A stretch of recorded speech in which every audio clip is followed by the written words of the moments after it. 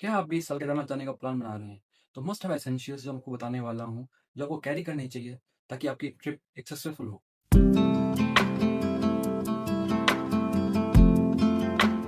तो चलिए बात करते हैं फर्स्ट एसेंशियल के बारे में। तो फर्स्ट एसेंशियल आपका होगा क्लोथिंग। क्लोथिंग में आपको मल्टीपल लेयर्स कैरी करनी पड़ेंगी। उसमें फर्स्ट है आपका जो मोस्ट है वो है आपका थर्मल वियर्स। थर्मल वियर आपको कैरी करने पड़ेंगे क्योंकि जैसे आप ऊपर केदारनाथ पे जाओगे और वहाँ पर नाइट स्टे करोगे तो वहाँ पर टेम्परेचर -1, -2, -3 एवरेज मिलेगा। तो उसमें आपको इनर वियर्स के काम आएंगे। सेकंड जो आपका एसेंशियल क्लोथिंग में है वो है आपका रेनकोट या फिर पोंचो। आई विल प्रीफर कि पोंचो कैरी कीजिए क्योंकि पोंचो ईजी पहनने के लिए है, उतारने के लिए भी। प्लस उसमें आपका बैग भी कवर हो जाता है। इसके बाद नेक्स्ट है आपका pair of socks. I will suggest कि आप 4 से 5 जोड़ी सॉक्स कैरी कीजिए क्योंकि वो बारिश होगी तो जल्दी भीग जाएंगी और आपको चेंज फ्रीक्वेंटली करनी पड़ेगी। क्लोथिंग एसेंशियल में नेक्स्ट आ जाता है आपका फ्लीश। आपको एक थिन फ्लीश कैरी करनी है या फिर विंड शीटर, जिससे कि जैसे आप ट्रैकिंग कर रहे हो और आपको ठंड लग रही है तो उस टाइम आप पहन सको। क्योंकि जब आप उस टाइम चढ़ते वक्त आप हैवी क्लोथ्स नहीं पहन सकते या फिर हैवी जैकेट नहीं पहन सकते क्योंकि आपको स्वेटिंग हो रही होगी। तो आई विल प्रीफर एक फ्लीश, पतली सी फ्लीश हो या फिर एक विंड शीटर हो तो वो आप कैरी कीजिए ताकि आपको ना स्वेटिंग हो अंदर और कंफर्टेबल फील हो। उसके बाद जो अगला एसेंशियल क्लोथिंग में आ जाता है वो आपकी आती है एक डाउन जैकेट।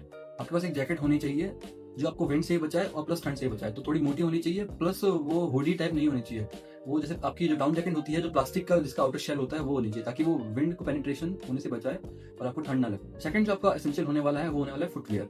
फुटवेयर एक ऐसी चीज है जो आपकी पूरी ट्रिप को बना सकती है, बिगाड़ सकती है। तो फुटवेयर आपके पास एक ऐसा होना चाहिए जो आपको कंफर्टेबल हो, जो आप डेली बेसिस पे पहन रहे हो। ये नहीं हो कि आप एक नया ट्रैकिंग शूज ले लो और वो पहन के फिर डायरेक्ट आप ट्रैक पे पहन रहे हो, क्योंकि उससे अगर आपका शू वाइट हो जाएगा और आपको बहुत अनईजी होने वाला है पूरे ट्रैकिंग। थर्ड जो हमारा एसेंशियल है वो है हमारा फूड एंड हाइड्रेशन।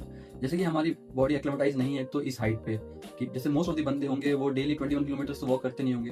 तो जैसे हम हाइट पे जाते हैं तो एक्लेमेटाइजेशन होने का हमारा टाइम भी नहीं मिलता है और डायरेक्ट हमें ट्रैक स्टार्ट करना है। तो उस हिसाब से हमारी बॉडी कम वाटर कंज्यूम करती है, प्लस हमारी बॉडी को एसेंशियल एनर्जी चाहिए उस टाइम पे, ट्रैकिंग के टाइम पे। सो आई विल सजेस्ट कि एक वाटर बोतल आप हमेशा कैरी कीजिए और फ्रीक्वेंटली ब्रेक लेके आप पानी।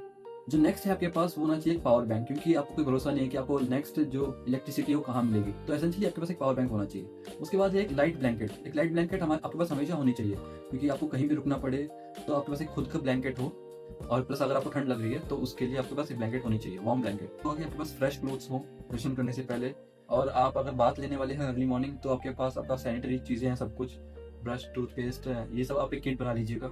जो आपका मॉइस्चराइजर होगा, हैंड सैनिटाइजर होगा, ऑयल होगा, टूथपेस्ट, टूथब्रश एंड सोप या फिर शावर जेल, जो भी है आप एक पाउच बना लीजिए, उसमें कैरी कीजिए। वीडियो पसंद आई है तो लाइक कीजिए, सब्सक्राइब कीजिए and thanks for watching the video.